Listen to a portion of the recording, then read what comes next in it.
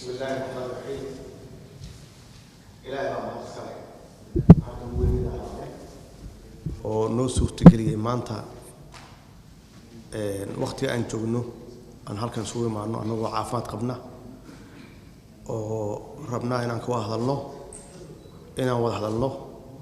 أن هذا الله أن هشينه يقدم بيسا. marka labaad waxa mahad iska leh madaxweynaha Djibouti ee walaalkeena Ismaaciil Umar Geelle oo marna aan ka caajisin marna aan ka daalin sidii dadka waalihiisa ee Soomaaliyeed oo soo wahan lahaa soo keen lahaa wanaagooda uga shaqeyn lahaa waxaan mahad celinayaa walaalkii Muuse Biixi oo isaguna sameeyay geesinimo iyo wafdigiisa oo suurtageliyay inaan halkan isugu imaano waxaan mahad celinayaa safiirka Mareykanka ee Soomaaliya u fadhiya iyo kan EU-da matalaya waxaan mahad celinayaa wafdigay la socda ugu horeeyay gudoomiyaha baarlamaanka iyo wasaaraha iyo golaha wasiirada halkan fadhiya iyo guddiga technical-ka iyo marti sharafta kale halkan fadhida assalaamu calaykum wa rahmatullaahi wa barakaatuh shirkani insha Allah waxaan rajaynayaa inuu noogu dhamaado guul oo aan uga farxino shacabkeena Soomaaliyeed meel kasta ay joogaan maxaa yeelay waxaan ka hadlaynaa sidii loo walaaloobi lahaa wax loo wada qabsan lahaa si dhab ah loo wada hadli lahaa shirkana runtii qabanqaabadiisa dhawaan ma ahayn sanadkii la soo dhaafay yaan kala hadlay madaxweynaha walaalkeen Ismaaciil Umar Geelle waxay ahayd inuu qabsoomo Oktoobartii la soo dhaafay oo isagu ka shaqeeyay laakiin ma suroobin waxaan ku iri madaxweynuhu 20 sano ya carta laga joogaa xorriyadda markaan qaadanayna waxa laga joogaa 30 sano sanadka soo socda 2020 sanadkan aan ku jirno 30 sano waa wada joognay dib iyo dheefba 30 sano waa burbursanayn oo adduunkan ugu liidanay meel xun yaa naalay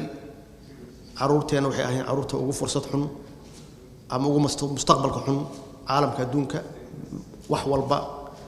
oo bini aadan ku hormarana meesha ugu hooseysan yaan joognay haddii noqoto waxbarasho caafimaad horumar maalgashi wax kasta oo bini aadan ku hormari karo ummadda Soomaaliyeed annagoo ah ummad aad u caqli badan u xikmad badan u taariikh fiican wax walba wadaagna laakiin caalamku waxaan ka galnay wax walbaba meesha ugu hooseysa wax kale ma aha waa go'aanka madaxda ay qaadatay way oo taariikhda galaya hadda iyo mustaqbalkaba marka in si geesinimo leh loo wajaho xaqiiqda dhabta ah loo wada hadlo walaalkay Ismaaciil Umar Geelle waa ka dhabeeyay inaan ka wada hadalno 30 sano soo socda xagee tageynaa 30 sano waa wada joognay 30 sano waa kala maqreen kan soo socda caruurteena maxaan uga tagnaa dhaxal iyo mustaqbal weeye waxa guddigan loo sameeyay marka la wada hadlo oo la wada fariisto oo la heshiiyo go'aan la qaato waxa la rabaa go'aankaas iyo heshiiskaas cidii fulin lahayd waa idinka ummadda Soomaaliyeedna meel kasta joogto ishayna ku haysaa meeshaad u kaxaysaan haddaad tihiin guddiga farsamada haddaad barwaaqo iyo nabad u kaxaysaan iyo haddaad meel kale u kaxaysaanba annagu waan siinay kalsoonideenna dadkii ugu aqoonta badnaa baa tihiin Soomaaliya ama meel kasta Soomaaliya joogto dadkii ugu aqoonta badnaa baa tihiin waxaa loo baahan yahay inaan mustaqbalkeena hadda aanan waqti hadda joogaan idinka fakirin aad ka fikirtaan 30 sano soo socda caalamka xagee ka galinaa xagee caruurta ila waa tageynaa kulligeen ma wada joogeynay dadka halkan fadhiya 30 sano ma aqaano inta naga hari doonta